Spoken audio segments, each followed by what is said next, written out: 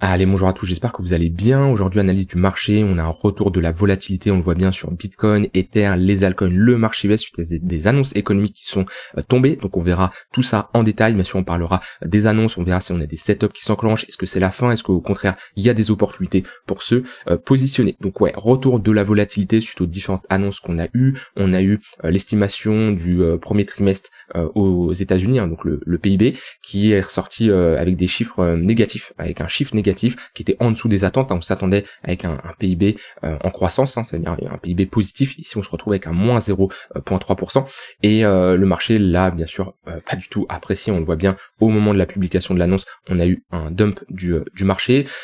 C'est un premier signal qu'il ne faut pas prendre à la légère. On voit que la probabilité d'être en récession cette année, d'avoir une récession cette année aux États-Unis est de 70%, d'accord? Ça a directement monté assez rapidement de 67 à 74 au moment de l'annonce du PIB. Donc voilà, ça c'est un point vraiment important à prendre en compte. Je vous rappelle, on rentre en récession quand on a deux chiffres négatifs sur le PIB, deux PIB négatifs consécutifs. Donc il faudra voir le prochain trimestre comment il sera, mais en tout cas ici on a des probabilités de récession qui sont assez importantes. Après attention, souvent on ça y est, c'est pas parce qu'on a deux trimestres négatifs que le mot récession c'est la fin, on part en guerre, le marché va prendre moins 50%. Non, il y a déjà eu des phases de récession. C'est vrai que c'est des phases de marché qui sont assez rares. Maintenant, c'est pas pour ça que ça y est, c'est la fin. On a également le core PCE qui lui est ressorti un peu mieux que ce qui était prévu. Ça nous montre quand même qu'on a ici une inflation qui est en baisse, d'accord? Et on est dans une phase où on a une inflation qui est en baisse, on a un PIB qui est négatif, on a des taux qui restent quand même assez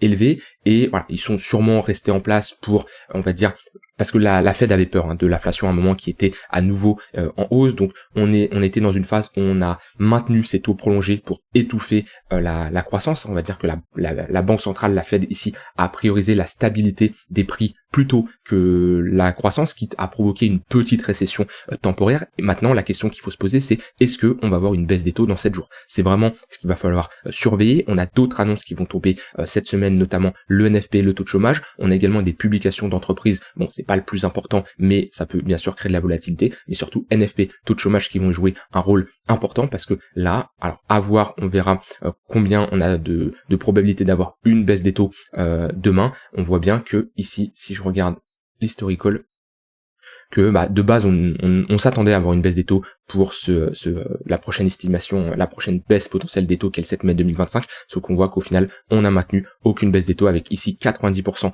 de chances d'avoir aucune baisse des taux. On verra comment ça vont évoluer ces probabilités suite aux annonces qui sont sorties, mais en tout cas on arrive dans une phase où faut baisser les taux quand même assez rapidement, sinon on risque de rentrer dans une phase de récession, et automatiquement, plus on va dire que là on est dans une phase où la politique monétaire a pris un peu de temps à baisser ses taux. C'est comme ça que je pense voit le marché, en tout cas moi c'est comme ça que je le vois. En tout cas, elle a priorisé certaines choses. Maintenant, si elle met trop de temps pour baisser des taux, ça peut être, on peut rentrer dans un contexte de désinflation et de récession qui peut bien sûr provoquer un ralentissement du marché. Donc voilà, globalement, on attendra bien sûr les prochaines annonces. Heureusement, on a eu un PCE qui était plutôt pas mal. On voit bien au moment de l'annonce à 16h, on a un marché qui a très très bien réagi également. Donc j'ai pas envie de dire ça s'annule non plus le fait d'avoir une annonce négative, une annonce positive, c'est pas comme ça que le marché fonctionne, mais ce qu'il faut retenir, c'est que les probabilités d'avoir une récession ont quand même ont fortement augmenté, et si on n'a pas une baisse des taux assez rapide, que ça soit le 7 mai ou le prochain, ça sera ensuite, le prochain il est quand, ou le 18 juin, alors on attend une baisse des taux le 18 juin, elle est pricée en tout cas pour avoir une baisse des taux. Maintenant, on peut avoir une surprise dans 7 jours, on va voir en fonction des chiffres qui sortent, mais ça va être un point important. On voit qu'on a également sur les réseaux une guéguerre entre Donald Trump et Biden. Donald Trump qui montre que c'est à cause de Biden que ici le marché chute, que il pousse un peu à baisser les taux. On a un peu une guéguerre là-dessus. On va voir les annonces économiques concentrées sur Biden.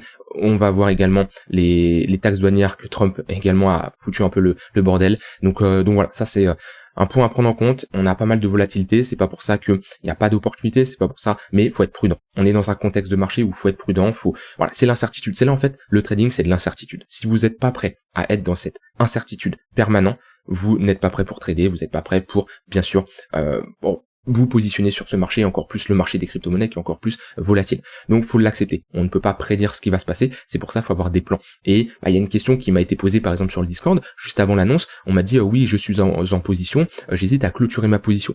Et déjà, ça c'est une question qui doit être posée bien avant. Si avant une annonce, tu te poses la question si tu dois clôturer ou pas ta position, il y a déjà un problème dans ta stratégie. C'est-à-dire au moment où tu rentres en position, tu dois savoir si la veille d'une annonce, si 2 jours avant une annonce, tu clôtures ta position, tu clôtures partiellement ta position, qu'est-ce que tu fais? Et ça, c'est avoir un plan, c'est avoir une liste de règles, et moins tu as de règles, moins tu as pas de plan qui est élaboré, plus tu vas naviguer, on va dire, à l'aveugle, et plus tu vas te poser des questions de dernière minute, et les questions de dernière minute, c'est qui y répond, c'est tes émotions. C'est pas une analyse rationnelle, c'est pas une stratégie qui a été backtestée, qui montre, qui fonctionne, non, c'est tes émotions. Et quand tes émotions prennent le contrôle, en général, c'est pas spécialement bon.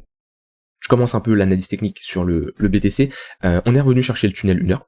Donc voilà, pas surprenant, dans le sens où on est revenu chercher l'extrémité basse du range. On est toujours dans cette phase de compression, d'accord? Je trouve que le BTC réagit plutôt bien, moins 0,20% à l'heure actuelle, alors qu'on a un S&P qui prend moins %, un Nasdaq qui prend moins 0,15%. On voit que sur les derniers jours, voire même les dernières semaines, on a une décorrélation entre les cryptos et le marché US, qui est assez rare, mais vaut mieux en profiter. Moi, je trouve qu'on a des cryptos qui restent assez fortes, qui sont quand même sur résistance. Je vous ai rappelé ce niveau des 95 000 $, où j'aimerais avoir une rupture clairement de ce niveau-là, une clôture au-dessus et de l'acceptation. Si on a ça, alors oui, on pourrait partir du principe que on rentre dans une phase de tendance haussière beaucoup plus importante, et on pourrait retracer sur des niveaux beaucoup plus hauts. Moi, tant qu'on se maintient en dessous des 95 000 $, je reste prudent, surtout qu'on a des annonces économiques qui poussent, qui nous montrent qu'il faut absolument une baisse des taux, mais voilà, en fonction de comment ça va être géré dans les prochains jours, ça va être très intéressant. Si on commence à avoir une baisse des taux, si on commence à avoir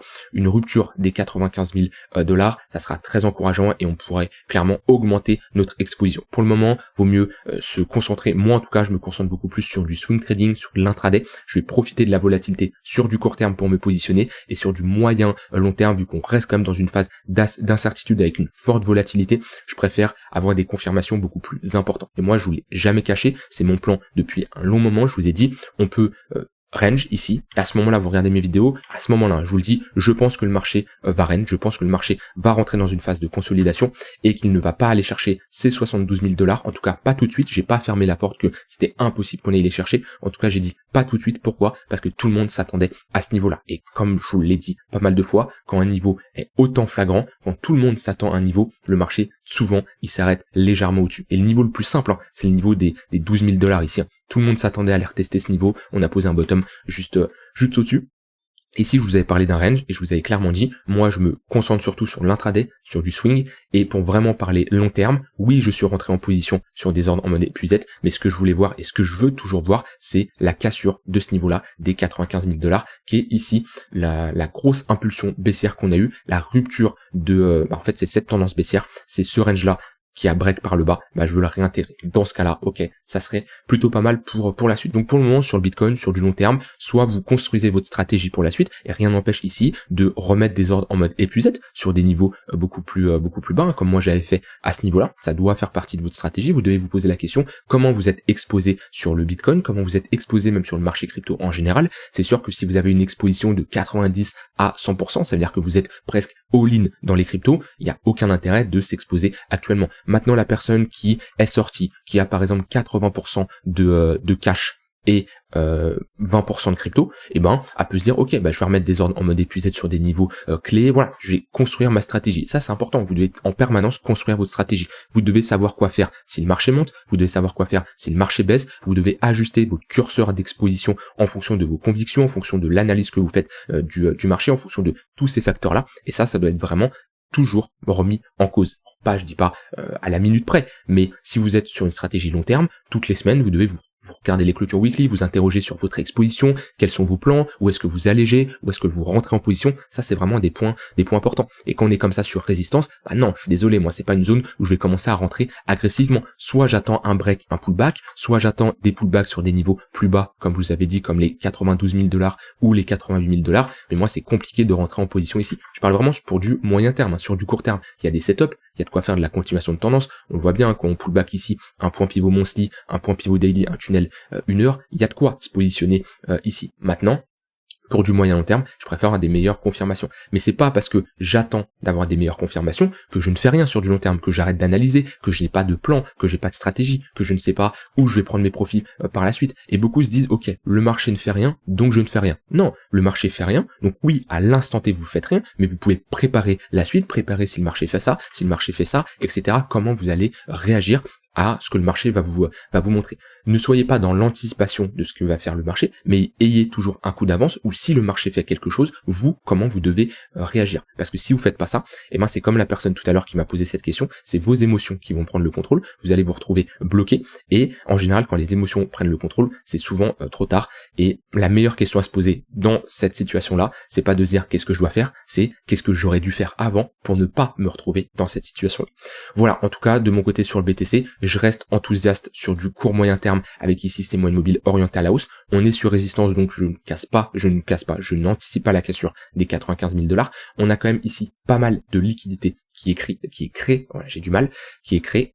au-dessus de ce niveau-là. On voit que les sommets, il n'y a aucune chasse à la liquidité, c'est-à-dire qu'on accumule énormément de stop-loss. Ici, on a des stop-loss, ici également des stop-loss de short. Donc automatiquement, si on va les chercher, on peut avoir un short squeeze. Le fait de déclencher toutes ces positions, on va avoir des clôtures de positions, on va avoir des buy market, des shorts qui rachètent leurs positions, et automatiquement, si en face on n'a pas d'absorption, si on n'a pas de sell limit des vendeurs passifs, on peut s'attendre à un short squeeze et un rejet assez, une montée assez importante. Par contre, si on a une mèche, donc quelque chose comme ça, vous voyez, ce genre de mèche, ici, mèche réintégration, ça veut dire qu'on a eu de l'absorption, on a pris la liquidité, on a absorbé, il peut y avoir un setup de short qui se prend pour viser l'extrémité basse, voire même revisiter des niveaux beaucoup plus bas, parce que ça serait clairement une pattern assez bearish. Voilà de mon côté pour le BTC. Au niveau d'Ether, BTC, je garde quand même une forte exposition sur du long terme. De toute façon, je vais vous reparler après de comment je me suis positionné, les 4 cryptos que je surveille, mais BTC, je reste avec une forte exposition, beaucoup plus forte d'ailleurs que ces derniers mois, au vu de la Bitcoin dominance. Au niveau d'Ether, qui aujourd'hui corrige un peu plus que le BTC, c'est normal, il y a un peu plus de volatilité sur Ether. Maintenant, c'est à peu près similaire. C'est-à-dire, on revient chercher le tunnel 1 heure. On est ici dans cette phase de latéralisation. Un range comme ça, sur du court moyen terme, précédé par une dynamique baissière, plus de chances de casser par le haut. Donc moi, ça me surprendrait pas que Ether casse ce niveau par le haut. Bien sûr, si on commence à perdre ce niveau-là, ensuite, faudra surveiller comment Ether réagit sur le niveau des 1770 $, qui est la ligne de coup de cette pattern de retournement. Donc c'est-à-dire que si on perd ce niveau-là, ici, grande chance d'aller chercher ce niveau-là. Ici, c'est une bonne zone pour chercher des achats, si on a une réaction acheteuse. Si par contre, on n'a pas de réaction acheteuse et on a une réintégration de ce niveau-là, c'est pour aller chercher l'extrémité opposée vers les 1500 $.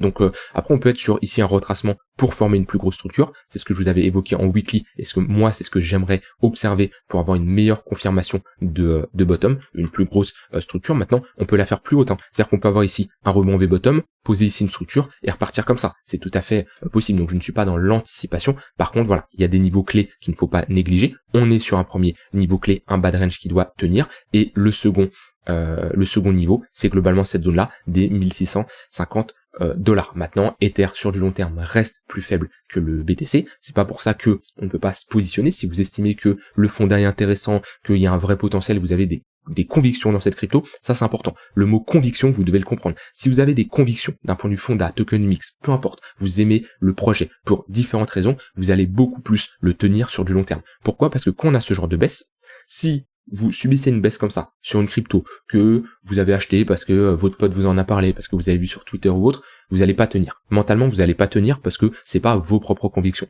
Que quand vous avez des convictions dans une crypto, vous allez beaucoup plus tenir ici une baisse et ça sera beaucoup plus simple à encaisser. Et ça va vous éviter de panic sell sur des mouvements comme ça, sur des mouvements comme ça. Moi sur Ether, et je vais reparler de la liste de cryptos que j'ai, alors j'en ai plus, mais les 4 mastodontes que je surveille actuellement dans l'ordre BTC, ETH, Sol et Hyperliquid, 4 cryptos que j'ai. BTC, mes ordres en mode épuisette ont été exécutés partiellement. Ether, ils ont été exécutés à 100%. Sol, ils ont été exécutés partiellement. Hyperliquid, ils ont été exécutés à 100%. Je vais revenir sur ces cryptos actuellement. Pourquoi ces cryptos? Parce que BTC nous montre toujours que c'est le leader, il y a une forte Bitcoin dominance, il se décorrèle et voilà, il perd très peu de il y a des baisses beaucoup moins importantes que sur Bitcoin, que sur les altcoins. Donc je me concentre sur une crypto qui est forte sur du long terme. Ether, parce que j'estime que d'un point de vue valorisation, on est clairement sous-évalué par rapport à la valeur ajoutée d'Ether. Solana, c'est une crypto qui a été très forte, qui a subi un moins 60% en quelques semaines. Ça ne remet pas en cause ce qu'apporte Solana. Et pour moi, ça reste une crypto qui continuera à performer. Donc c'est une crypto forte et hyper liquide parce que tout simplement, on a une très bonne communauté derrière. On a un projet qui est très intéressant avec une vraie valeur ajoutée. Ça fait très longtemps qu'on n'a pas eu ça. Donc c'est les 4 cryptos qui sortent actuellement du lot. Maintenant, j'ai toujours des positions sur Tao, j'ai toujours des positions sur RSR, j'ai toujours des positions sur Chainlink, mais à l'heure actuelle, c'est pas des cryptos que je souhaite renforcer. Si on commence à avoir une baisse de la Bitcoin dominance, une bonne reprise, je pourrais rentrer et renforcer ces cryptos-là. Pour le moment, dans mes positions que je souhaite renforcer, je renforce là-dessus et ça reste une faible partie de mon cash parce que je vous rappelle que j'avais réduit mon exposition et je suis re-rentré sur une petite partie, mais j'ai toujours du cash à disposition. En parlant de ces cryptos-là, si vous voulez une analyse, et on m'a demandé en plus une analyse de hyper liquide, donc on va aller dessus après. Solana, comme je le disais, à partir du moment où vous avez une crypto avec une aussi forte valorisation, une crypto qui est passée ici de 10 dollars à 300 dollars, ici, pile poil, presque le niveau des 300 dollars. Toujours mettre des ordres de vente en dessous des chiffrons psychologiques parce que souvent on s'arrête légèrement en dessous. Moins 70% en seulement quelques semaines. Pour moi ici, on est sur un marché qui, pareil, quand on revient chercher une zone de rechargement long terme, sous les 120 dollars, pour moi c'est des opportunités de rentrer en position. C'est pour ça j'ai des ordres qui ont été partiellement exécutés parce que j'avais des ordres d'achat entre les 120 jusqu'aux 80. Donc partiellement exécuté. Là j'avais une quinzaine, vingtaine d'ordres, donc j'ai un peu plus de la moitié qui s'est fait exécuter. Et également sur Hyperliquid, j'ai l'entièreté de mes ordres qui sont fait exécuter parce que j'avais des ordres de 18 à 10 dollars à peu près. Alors ça peut être 17,5, hein, c'est globalement dans cette zone-là, de 18 à 10 dollars. J'ai des premiers ordres qui sont fait exécuter, j'ai remis des ordres également, si on retourne chercher dans notre zone de rechargement ici, au niveau des 0,118, 0,786. Voilà, si on fait quelque chose comme ça, pour structurer une plus grosse structure, je suis prêt à rentrer en position. C'est très rare, dites-vous, c'est très rare que je rentre sur des cryptos avec une charte aussi jeune. Parce qu'en général, j'attends 1 an, voire 2 ans de développement de prix pour rentrer en position, mais on est sur une crypto qui sort du lot. C'est peut-être un risque que je prends. Après, j'ai pas 50% de mon exposition sur Hyperliquid, mais c'est peut-être un risque que je prends, mais j'estime que Hyperliquid a un vrai potentiel. Si on parle en termes de market cap, actuellement on doit être 25 à peu près, 22.